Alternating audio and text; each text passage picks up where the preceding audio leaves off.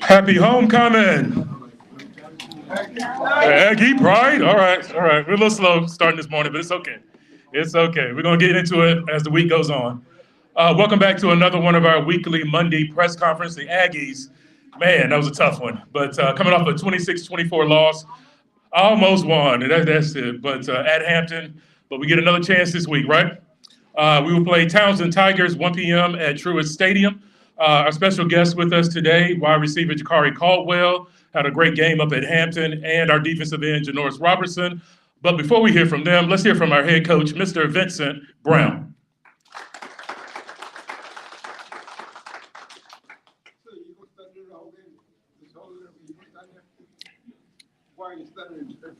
It is still a great day in Aggie land. In spite of our setback, we are not deterred. We are not discouraged. Disappointed in the way the game ended, but not discouraged and certainly not deterred. I'll share with you what I shared with our players at the end of the game. I told them how incredibly proud I was of their effort, how they continued to fight. Most people don't realize how challenging it is to go out and give your very, very best in spite of your record, when it's easy to pack it in. And our kids have done a tremendous job of fighting, straining, fighting to finish. You know, there are no moral victories. We understand that, but we had a chance. We had a chance. And as we've talked about all season long, you know, we're laying the foundation for what we want to be. The rest of this season and going forward, most people don't realize that travel squad that went down to Hampton, there were 16 non-scholarship players on that trip. There were 10 freshmen on that trip. There were 6 or 7 players that had never started a game before this season on that trip. So we're talking about laying the foundation for building greatness through sustained efforts and through our habits. We have a very challenging opponent coming up with Towson. In this conference, we ignore the records because every week you have to be at your very best in order to win. I'm excited about what GHO is, as we've shared with our guys. It is about us being prepared to play and win this game. And then we'll celebrate after we win the game. So with that said, I'll open the door for any questions. Coach, you mentioned GO. It's the week here. Describe what you've experienced thus far and what it has come to mean to you since you've been here. Well, you know, I understand the significance. Our players understand the significance, the value that our program brings to the university and why it's so important for us to succeed. But as I shared with our guys yesterday, we have a task of winning the football game. Simply put, all the other stuff is for the fans, the alumni, for the donors, for everyone else that will not be participating in the game on Saturday. And we just said, look, it'll be a whole lot more enjoyable Saturday afternoon if we come away with the win. So let's focus on the task at hand, getting prepared to beat Towson, and then celebrate afterwards. What's the feeling, because this is a unique position for you, being in a news conference where people who want to do that celebrating after the game are listening to you talk in this room? Is that something new, and does it sort of add to the excitement or attention or whatever? Well, I mean, anytime you get to play in front of, you know, a significant crowd, when you have folks that have given their blood, sweat, and tears to the program, to the university, that have such pride, you want it to be a great experience. And it looks like this is a week-long experience. And again, for us, you know, we're trying to stay as much as we can on our normal schedule. Today is a high academic day for our players. They meet with our coaches to go over the week ahead, what they have coming up academically. And then we get into the football part of it later this evening as we put together our scouting report and prepare for tomorrow's practices. one of your better passing performances last Saturday. What changes or what did you do differently from a coaching standpoint you think made a difference last Saturday? Yeah, so, there were no staff changes or anything like that. What we did was looked at our players and looked at what can we do schematically to find ways to get the ball into the hands of our best players and to create simple passes for our quarterback. And I think our offensive coaches did a pretty good job of devising a plan to help us create some explosive plays, get the ball into the best hands of our players, and still be able to run the football. Unfortunately, we left some opportunities on the field. We had what was potentially another explosive play pass dropped, which fairly easy catch. Obviously, the fumble at the end of the game, which was, the most glaring. And then the kickoff return for a touchdown was really kind of one of the more damning plays throughout the course of the game. This has been, I guess, consecutive weeks when you had kind of a killer in special teams.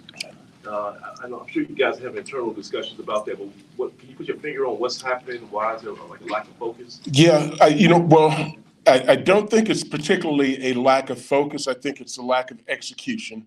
And in critical moments, we're all dependent on the players to execute the plan. We had a good plan. We've been good in our kickoff coverage throughout the course of the season. And we share with all of our guys that one lapse in judgment, one wrong decision, one poor technique can lead to disastrous plays. And that's exactly what happened on the kickoff return. The guys on the coverage unit didn't execute the techniques that they were supposed to. We had one guy jump out of his lane, and the results were a touchdown. Coach, in terms of Towson, how do you describe the scheme that they run offensively and defensively? They are a mostly 11 personnel team. They want to stretch out and they want to run the football. And, it looks like they're building their offense to take advantage of the strengths of their players also. So one game you may see them more spread oriented versus another. In the William & Mary game, they were heavy run focused, and it allowed them to get back in the game and win it at the end. And I guess in terms of the spread, would you identify them as more of a zone team, a power team, or a little bit of a mixture of both? A little bit of both. There's a significant amount of power, what we call duo, where they're trying to get double teams on the down guys. There's some gap schemes, counter, and one back power. And then there's, what a lot of people are doing, some of the zone RPO stuff. And I guess for you, what do you think will be the biggest key factors in terms of determining the outcome on Saturday? Yeah, it always boils down to points, right? Whether you can minimize the points defensively, not allow explosive plays to happen, and creating scoring opportunities offensively. Again, I was super proud of the way our defense played, the goal line stand down there at the end to keep, Hampton out of the end zone when they had the ball on the 1 yard line showed something about the heart of our players, the resiliency to not give up. But ultimately, it's about producing points and keeping the points down defensively. Coach Javon Cook's been a big part of the special teams game, but how big was it for you all to finally get him involved in the offensive portion of the game? Yeah, it was a huge spark for our entire team. We know he's got unique return ability, and now it's just finding, ways to get him the ball. And literally it's like, hey, we got to construct a plan in order to get the ball in his hands without dropping back and throwing the ball 50 or 60 yards down the field. Coach, usually you get into a loss and you want to put it behind you and get on to the next opponent. But sort of the difference in this particular year is that you lost a game that was close. You lost one that you had a chance to win, save for mistakes.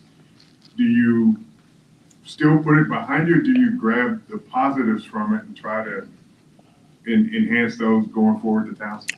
Yeah, well, we've moved on from that game, but there are lessons to be learned from every game that we've played this season. no different than the week before at Richmond, no different than the week before the Richmond game. There are always lessons to be learned. And as we develop and build our program, a lot of the mistakes that have shown themselves to be the reasons that we've lost games this season, hopefully we learn how to overcome those mistakes going forward the rest of this season and on into the future. Kevin White had a rough week the previous week, but I guess there was something he did in practice that gave you confidence that he was, going to be ready to start again. What was that, and do you feel like this is the formula for him moving forward?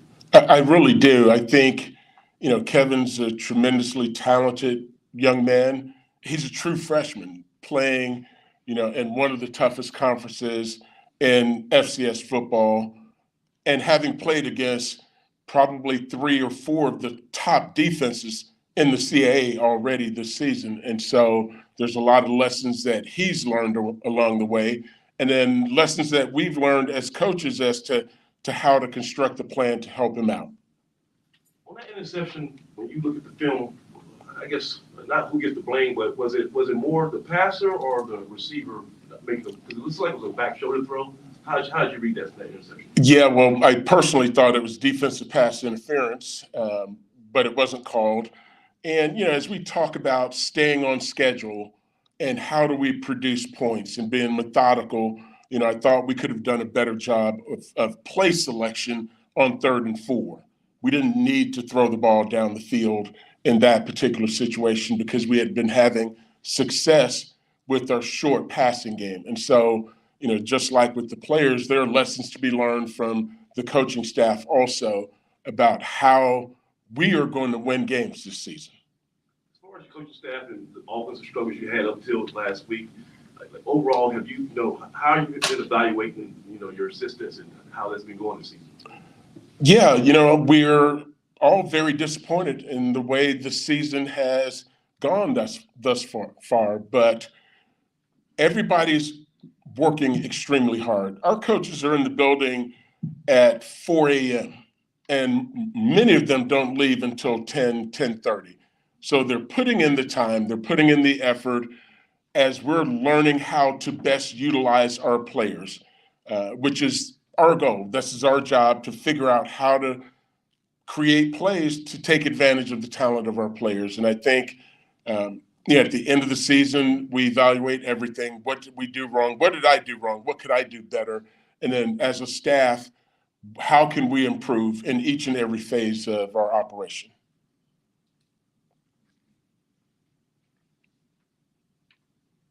Steve Gator, UCU Game Day. Coach Brown, we talked last week about, the Hampton game and, just where it plays into recruiting and everything. Obviously, you guys are finishing out the season, but 90 days are right around the corner. Are you guys getting a chance to go out when you're in an area like Hampton and evaluate some of those guys that maybe you have on your radar, just, kind of looking towards the future? Yeah, we're always recruiting. We are always recruiting. So, we get out whenever we have the opportunity to without it disrupting our preparation for the game. We'll be out this week, looking at local players, with the early signing period coming up. We've been recruiting and evaluating junior college players that may be able to come in, during the spring semester to give us some help. And, we're always recruiting. Do you have any additional duties this week with homecoming? Do you have to meet with donors or chancellor? Is there anything different on regular game week? No.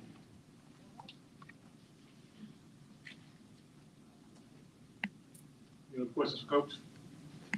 Thank you, Coach. Appreciate it. All right. Thank you all.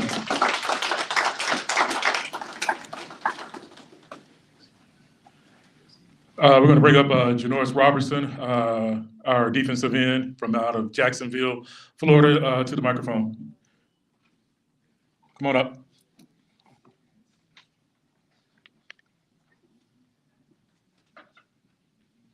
The floor is open for questions. Good afternoon. Good afternoon. Any questions? Janoris, being close to victory this past weekend, what was it? What was the emotion like at the end of the game? When you're in the locker room going over what was a 2-point loss, but being that close to maybe overcoming and getting a win? Of course, we was hurt, but we was just thinking about getting to the next game. It's some things we could have did to execute better, but we lost. This might sound kind of crazy, but actually, I covered Rains High School Yes, sir. for a time.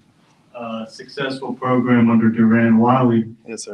For those that know, is there anything that you take from that experience in terms of, leadership, that winning mentality that, you try to use in your leadership here on the D-line? Yes, sir. With our coaches, we had Brian Dawkins and Lito Shepherd on that staff as well. So it was about preparation and execution and doing the right techniques. So just go hard. That's all I know to do. As a player, do you guys prepared any different, for a big homecoming game like this, and then just next game up? We prepare the same for every game. We get in every Tuesday and start with film. Monday is, like Coach says, an academic day. So we really heavy on academics and getting better and focus on executing and actually prepping for what we have, the opponent that's coming. Coach mentioned despite the record, you guys just continuing to show fight. Just what's the message been within the locker room? Don't give up. Don't quit. Next man up mentality. If a man go down, we just keep fighting. We have some great guys on the team and coaches as well. Jadar, even though the season is what it is at this point, what's the goal for you and the team here on out? Is it to win ball games, or what's the goal?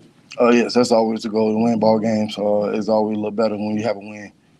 Just to execute as well and finish out with great technique and great effort. You said Brian Dawkins was one of your coaches and Lito Shepherd. Yes, sir.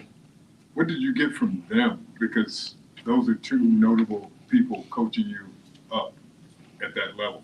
What did you take from them that maybe has gotten you to this point? A lot of the NFL experience with the stories that they told and the help that they gave us, it was incredible. Them guys were some dogs back in the day, and they're still dogs now. Did you bring some of that dog with you? Yes, sir. I love it. I love to play the game of football. It's my passion. Passionate every time I go out there.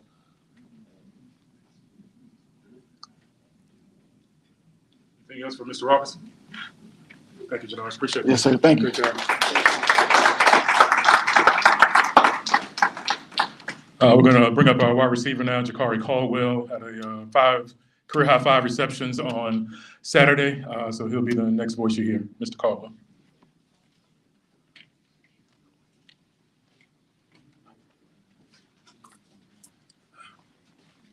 Good afternoon. How y'all doing? Any questions? Good afternoon. Question for you. I mean, obviously, all year, offense has been a struggle for you guys. Just talk about last week, being able to get out there, especially in the passing game, and not only put up some points, but just have some consistent production. How good it felt, and how you guys build off that going to your next game. So it was a great feeling just with the passing yard that was going on. Play receiver, you want that ball in there as much as you, almost the whole game really. But it was good to see that building that connection with Kev, building his confidence. That was a big thing for us, and just overall everybody executing and being ready to make the play when your name's called. I'll ask this question for you. How do you guys block out the noise? Obviously, prior to the game, the numbers weren't where you wanted them to be. How do you guys, as a unit, block out the noise and just concentrate on getting better? Just keeping our main goal in front of us. Just stand together as a unit, as an offense. Just being together for one another, and just overall just working towards, like I said, the main goal, one goal.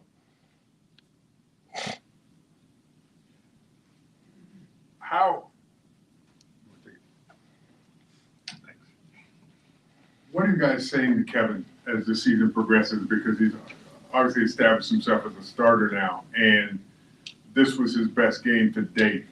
What have you been saying to him to this point, and how has it been reflected in his performance? Whether it be good or bad, just keep your head up. Bad plays will happen, good plays will happen. At the end of the day, football goes on. Next play mentality. And in your eyes, how has Kevin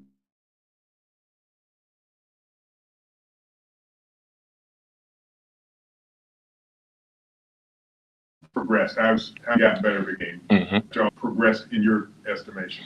I feel like he's matured a lot as a quarterback, just learning the offense and everything, progressions, coming from high school to college. You can really get out the pocket, run a good bit. But I feel like he did a good job with going through progressions, learning the reads and everything. Coverages wise, he's been doing a good job with learning that. But yeah, he's been doing good. He's been maturing a lot, real fast too. But I'm confident. I'm confident in all the QBs to do everything that's necessary.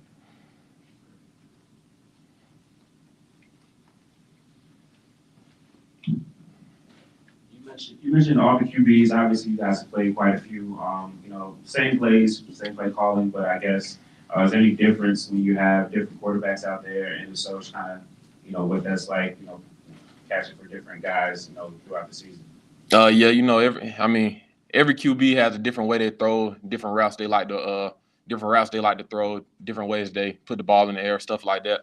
But the biggest thing for us is just building chemistry with all the QBs, so then we can be ready for whoever comes in the game, whether injuries happen or whatever the case may be. Just be ready.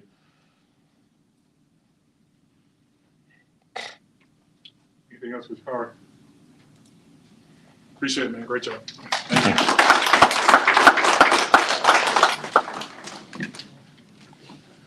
All right, we're going to give you your first homecoming lunch of the week, so go ahead and jump in line, and then we will get ready for our radio show with Donald Ware and Coach Brown.